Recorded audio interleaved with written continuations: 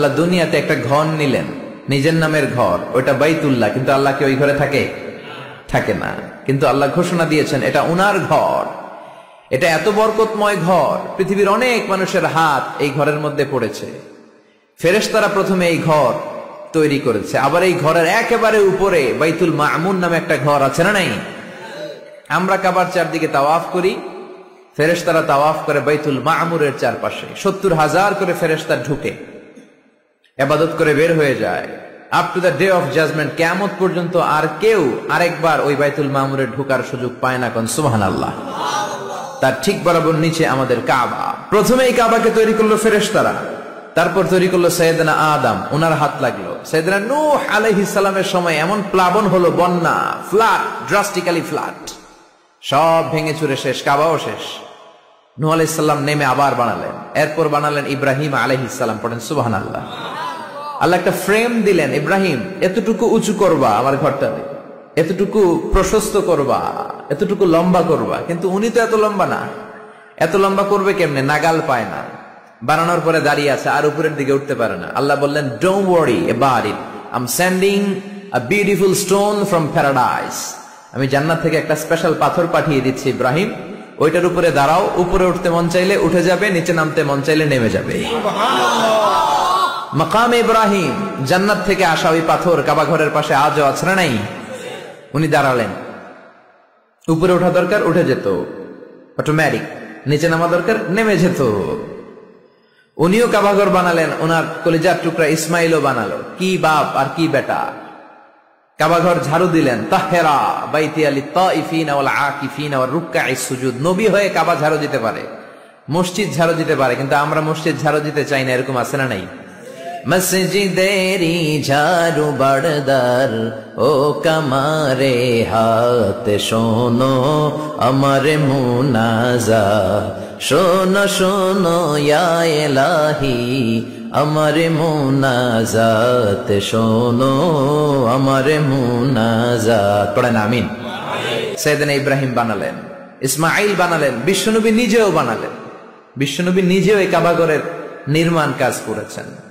কাবাঘর যখন ভেঙে গেল, মক্কার কুরাইশরা ডিসাইড করলো আমরা কাবা বানাবো, পাথর লাগবে। কোত্থেকে? ওই জায়গা থেকে পাথর নিয়ে আসবো। সবাই পাথর আনতে শুরু করলো। বিশ্বনবী পাথর টানতে শুরু করলেন। বিশ্বনবীর বয়সের 8-10 বছরের ছোট বাচ্চারা সবগুলা লুঙ্গি খুলে কাঁধে লইছে। সব বাচ্চারা লুঙ্গি খুলে কাঁধে নিয়েছে, আর ওই কাঁধের লুঙ্গির উপরে পাথর নিয়েছে যাতে ব্যথা না পায়। বুদ্ধি আছে। লুঙ্গি খুলে কাঁধে রেখেছে, কাঁধের উপরে পাথর রেখেছে। কিন্তু বিশ্বনবী, সবাই পাথর টানে একটা, বিশ্বনবী টানে দুইটা, কিন্তু বিশ্বনবী লুঙ্গি খোলে না। কি নবী ছিলেন, কি লাজুক ছিলেন! এখন আমাদের মধ্যে লাজুকতা নাই।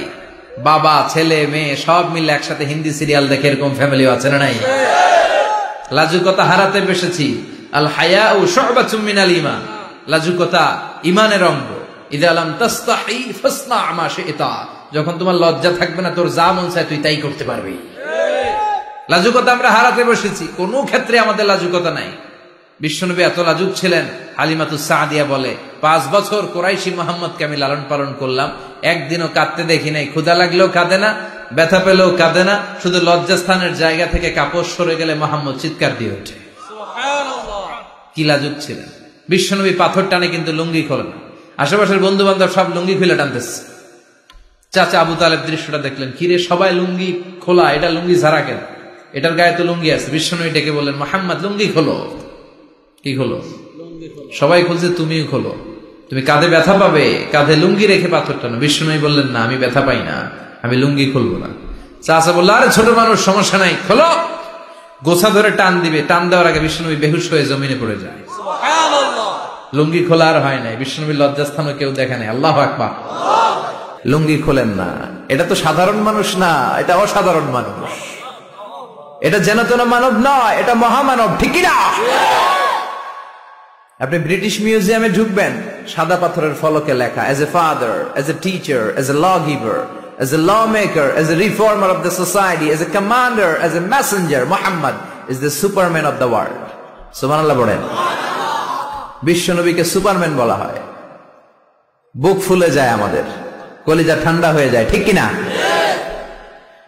কুমারী নারীর চেয়েও বিশ্বনবী বেশি লাজুক ছিলেন। সুবহানাল্লাহ। এটা তো সাধারণ নবী না, এটা অসাধারণ নবী, ঠিক কিনা? 5 বছর হালিমার বাড়িতে ছিলেন। হালিমা দুধ খাওয়ালো। হালিমা বলল, মোহাম্মদ রে দুধ খাওয়াতে নিলাম, কিন্তু আজীব তামাশা, আমার ডান স্তনের দুধটা খায়, বাম স্তনের দুধ তো খাওয়াতে পারি না, বাম স্তনের দুধটা মুখে ঢোকাতে পারি না। 5টা বছর ছিল, 2 বছর দুধ খাইলো, একদিনের জন্য আমার বাম স্তন টাচ করে নাই। কারণ হালিমার আরো কয়েকটা ছেলে মেয়ে ছিল। উনাইসা নামে এক মেয়ে ছিল, সাইমা নামে আরেক মেয়ে, আব্দুল্লাহ নামে এক ছেলে। এরাও দুধের বাচ্চা ছিল। বিশ্বনবী যদি একাই 2 স্তনের দুধ সাবার করে ফেলেন, তাহলে দুধ ভাই বোনরা খাবে কি? 2 বছর বাচ্চা মোহাম্মদ ইনসাফ প্রতিষ্ঠা করেছেন, কোন ঠিক কিনা? আবার হালিমা বলে, এই ছেলেটারে আমি 5 বছর রাখলাম, এই 5 বছরে কোনদিন কোরাইশি মোহাম্মদ রে কান্না করতে দেখি নাই।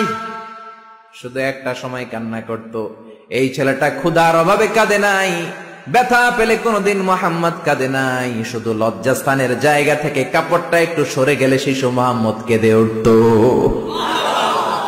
বিশ্বনবী বললেন, চাচা আমি লুঙ্গি খুলবো না, আমি 2টা নিতে পারবো।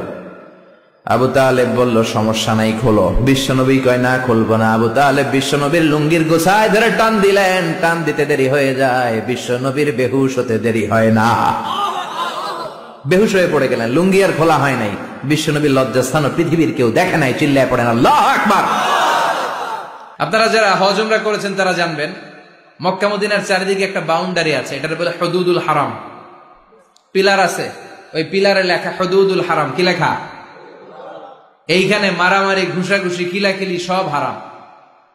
খুন করেও যদি, সৌদিতে খুন হয় না, কথা কয় না? সৌদি আরবে ধর্ষণ হয় না, হয়তো কম হয়, খুন হয় না, হয়। কোন খুনিও যদি এই হুদুদুল হারামের ভিতরে ঢুকে, পুলিশ ওরে মারতে পারবে না, ওরে ভুলায় ভালায় ফুসলায় বাইরে নিয়ে মাইর। হুদুদুল হারামের বাইরে নিয়ে মাইর, ভিতরে মারামারি করা যাবে?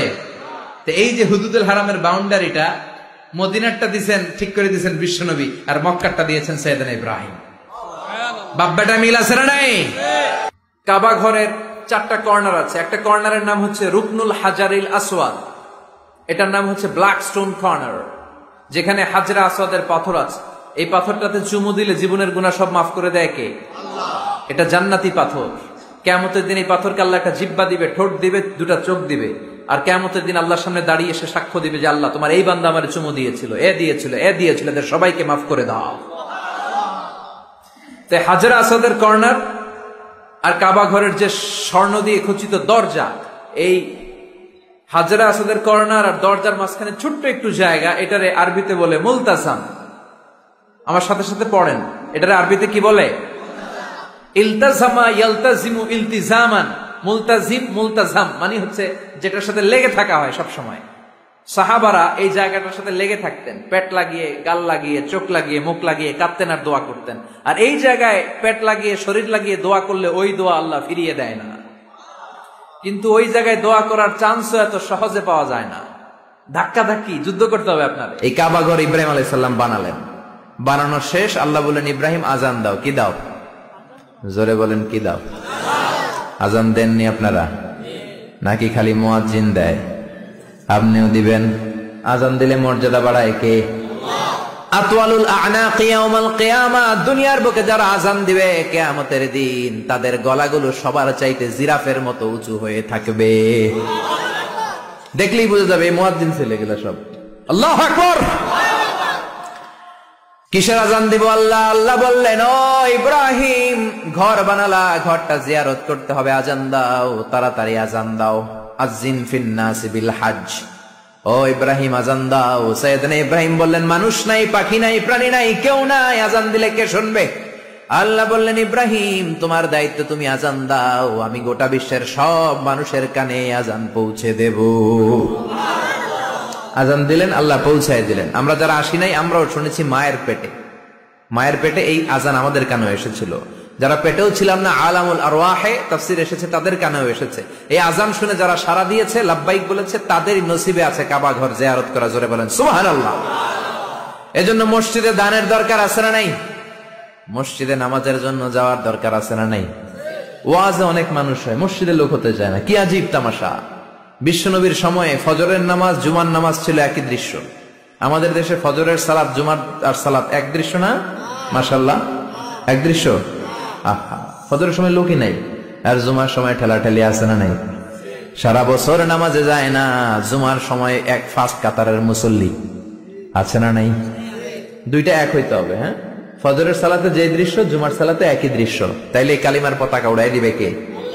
স্লোগান দিয়ে উড়াইতে পারবেন না, মাহফিল আইসা উড়াইতে পারবেন না, মসজিদমুখী হইতে হবে।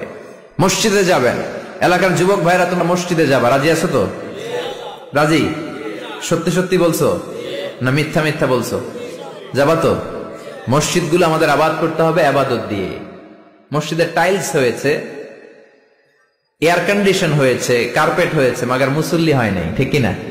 বিশেষ করে ফজরের সালাত মসজিদে যাবা, কে কে যাবা না হাত তোলো? 1 2 3 4। ওই যে আরেকজন এভাবে তুলে রাখছে, বুঝতে পারে না, উনি আবেগে তুলে ফেলছে। মসজিদে যেতে হবে ফজরের সালাতে, রাজি আছেন তো? আল্লাহ কবুল করুক, পরে না আমিন।